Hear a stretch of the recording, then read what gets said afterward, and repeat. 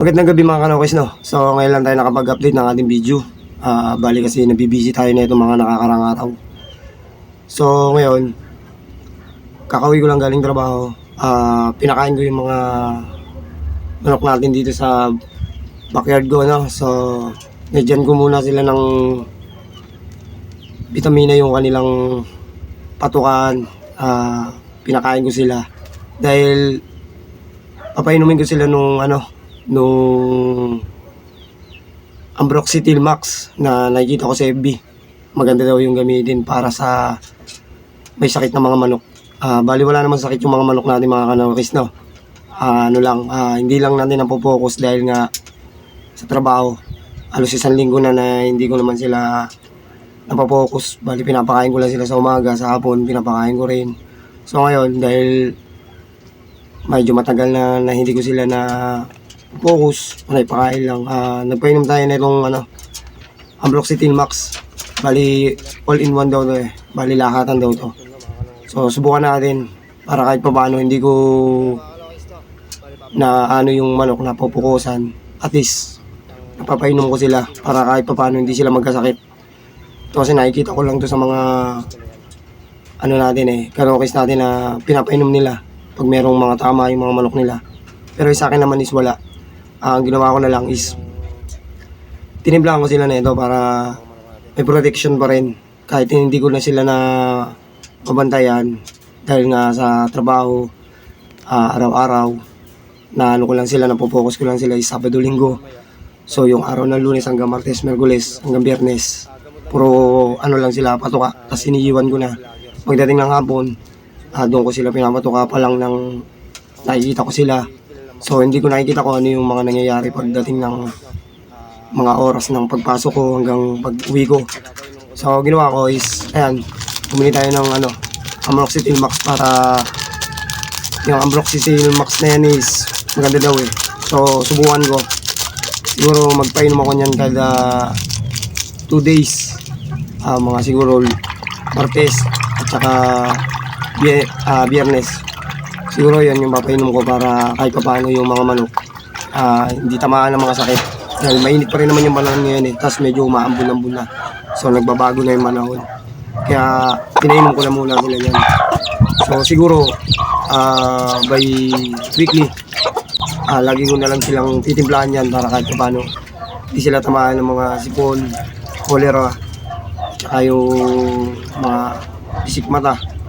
Dahil maganda daw gamitin eh. So try natin sa mga natin dyan, alaga natin dyan. So kung maganda yung resulta, so weekly gano'n na lang gagawin ko. So dahil nagsasabi naman dun yung mga gumagamit niya ng mga kanokis natin. So proven naman siguro. Testing ko pag okay at hindi nagkakasakit yung mga manok ko, pag pinapainom ko sila is 2 days, 2 beses sa 2 araw, pag maganda yung resulta, so yun na lang muna yung gagamitin. So maganda rin naman yung ginagamit kong gamot, okay din naman, nakakapagpagaling din naman. So dahil ito mas effective sabi ng iba, alos sa lahatan na daw sa sipon, ng mga ganon. So gagamitin natin. So kung sa inyo rin mga kanokis, no, kung hindi kayo makapag-focus kagaya ko na hindi nyo ma-focus yung manukan nyo sa isang linggo, mas maganda magpainom tayo nito para iwas na rin sa sakit, para hindi ganong mananamla yung mga manok natin. Kasi pag iniwan natin, mapakainin, kakain naman yan eh. Ang problema pagdating ng hapon, di natin alam kung di naman nakikita. At ako di ko naman nakikita kung ano kinakain nila. So baka manamlay. At least merong gamot silang maiinom. So yun lang, baka kanokis na. Subukan ko to. Kung maganda. So lagi ako magpapainom nito kasi nga dahil sa trabaho hindi mapokus ng halos araw-araw. Hindi makako kagaya ng iba na araw-araw nasa manukan nila. Ang akin lang is Sabado, Linggo. Di ba? Given na lang, yung wala akong pasok, mapopokus ko sila. So pero ngayon, hindi pa rin naman kasi yung oras naman is tama naman. Sa umaga at saka sa hapon. tama naman yung pakain. Sakto pa rin naman. Napapainom pa rin naman sila ng tama. Napapakain pa rin ng tama. So, kasi lang, dahil nga hindi tayo nakapokus, nagpainom tayo nito ng Ambroxy Tilmax.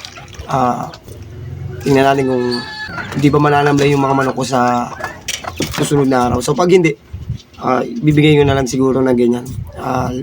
Bibigay ako ng ng painom sa kanila kada 2 araw. Pero hindi naman magkasunod. Bali, siguro sa Lunes, tas Biyernes na.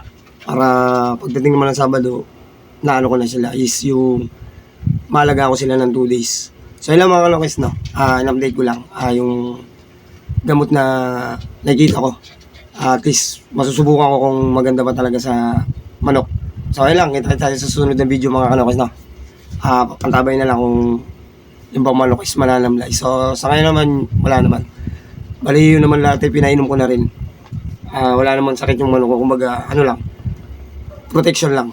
Para kahit pa paano hindi tamaan ng mga sakit. So, ayun lang mga kalokis. Kita tayo sa susunod na video.